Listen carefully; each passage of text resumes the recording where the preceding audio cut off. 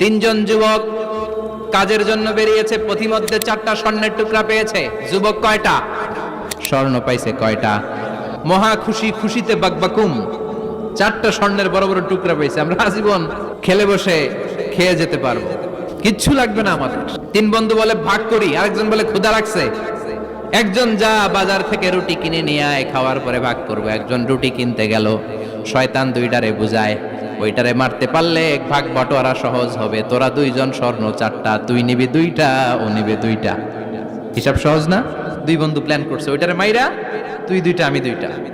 যেটা রুটি আনতে গেছে প্ল্যান করেছে রুটির মধ্যে বিষ মিশায় নেই, তাহলে বিষ খাওয়া আর রুটি খেয়ে ওই 2টা শেষ, সব পাবে আমি পাবো। ভাগাভাগির কিছু নাই, সব যাবে আমার কাছে। 4টা স্বর্ণের টুকরার মালিক আমি। রুটির মধ্যে বিষ মেখে নিয়ে এসেছে। ওই 2 বন্ধু প্ল্যান অনুযায়ী ওইটারে ধরে মেরে ফেলছে।